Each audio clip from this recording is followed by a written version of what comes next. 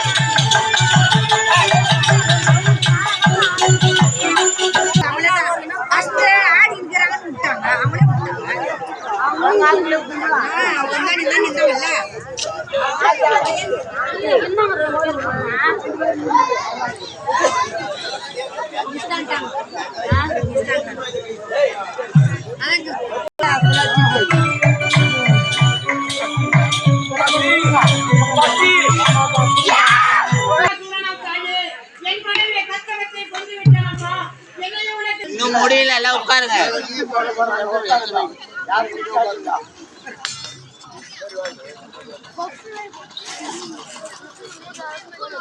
குங்குமம் யார் எடுத்துருப்பா?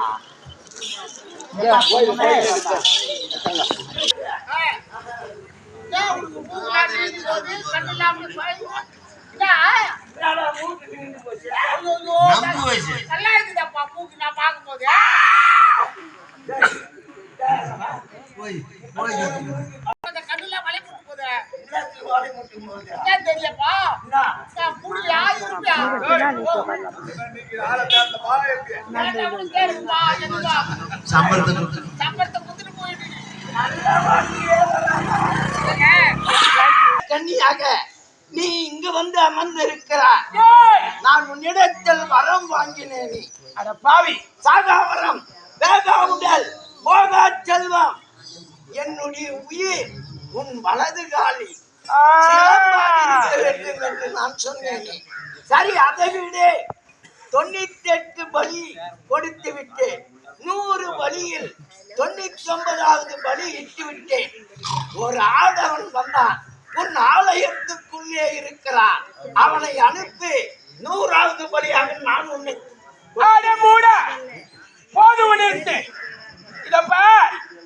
யாரும் தெரியாமல் பேச வேண்டாமடா. உனக்கு வருத்தை கொடுத்த தாயனவள் இந்த ஆதி பராசக்தி. ஆதி பராசக்தி, ஆதி பராசக்தி. ஐந்து நிமிஷமா சொல்லுங்க. இவன் யாரு தெரியுமா? யாரு? இவன் ஒரு தேவடியா.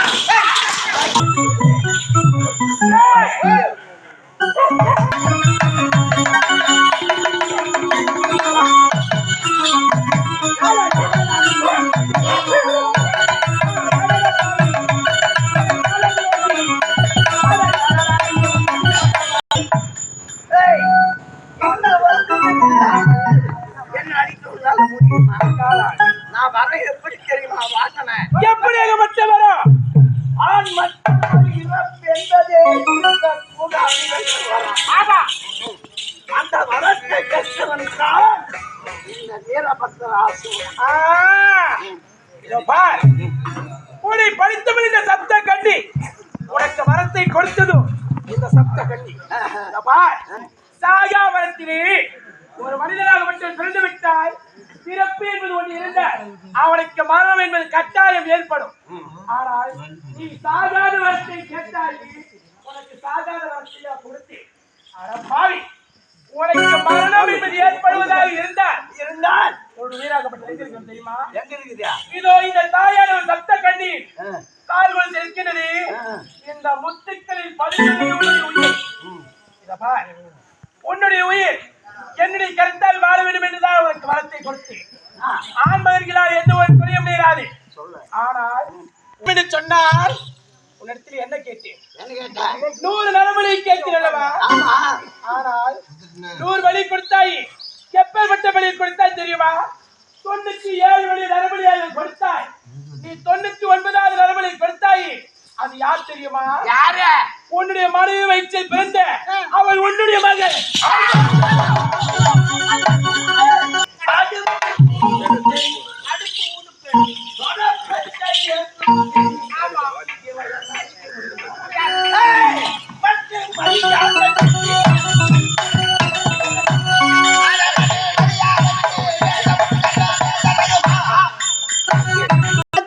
பலி வேண்டுமே. பலித்தானே அந்த நின்னுங்கிறான் போலியா சட்டம். அவன் குடல குத்தி எடுத்துரு. இந்த பழியில நான் எதுவுமே போட்டு அங்கே கண்டால பம்ப் செட்ல தண்ணி இருக்கும் நல்லா அழைச்சிட்டு நம்ம 17 பேர் இருக்கிறோம். நாங்கள் நல்ல பேர் போட்டு கூட்டு பண்ணி நாங்கள் சாப்பிட்டு வேன்ல போறோம். என்ன இன்னைக்கு எங்க நாடகம் தெரியுமா? எங்க? செய்யூர் சூனாம்பேடு. அப்ப அங்க கொண்டுட்டா போது ஈசிஆர் ரோட்ல அங்க எடுத்து போடுங்க. கடல்ல கொண்டு போய் நான் வேற போச்சு. உன்னுடைய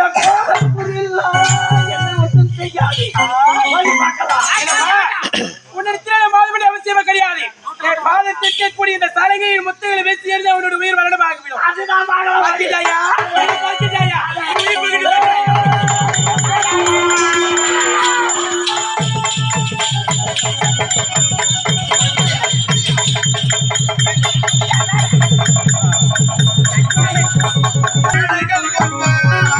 ஓடி வந்த அல்லவா?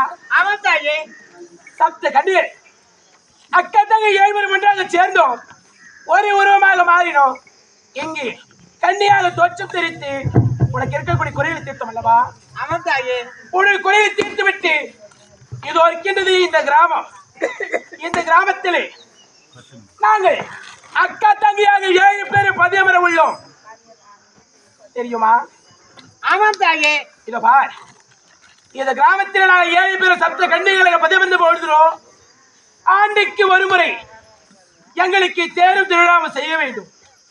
எங்களுக்காக தேர்வு திருவிழாவை செய்து கிராம தேவைகளுக்கோ மாரியம்மனுக்கோ கொட்டாங்குச்சி கூழ் வச்சு கும்பமிட்டு பல உயரத்திற்கு ஆட்டு கலக்கிளை வழி கொடுத்து இந்த அம்மனுக்காக தேர்வு திருவிழாவை செய்தால் மக்களுக்கு எந்த ஒரு குறையுமில்லாமல் பாதுகாத்து கொடுப்பது இந்த தாயானவள். கலையன்பர்களே, இந்த நல்ல நேரத்தில் காலை தரிசனம், காளி தரிசனம் என்று சொல்வார்கள். இந்த தரிசனம் உங்கள் எதிர்க்கே சப்த கன்னிகளாக அமர்ந்திருக்கிறாள் ஆதிபராசக்தி. இந்த ஆதிபராசக்தி இடத்தில் விபூதி வாங்கி சென்றால் உங்கள் குடும்பத்தில் குறை இருந்தால் நீங்கும். உங்கள் கையில் கிடைக்கும் 5, 10, 20 என்று தாமால் தட்டில் இட்டு விபூதியை வாங்கி சென்றார். அந்த படி அரக்கன் என் மனைவியை கொண்டு விட்டானம்மா. மனைவி முகத்தை பார்க்க முடியாதா? இதை பார்மகளி, உங்களுக்கு அடுத்த ஜென்மம் உண்டு. அடுத்த பிறவிலே நீங்கள் 2 மனித பிறப்பாக பிறக்க வேண்டும். உங்கள் இருவரும் நிச்சயமாக அடுத்த பிறவிலே திருமணம்.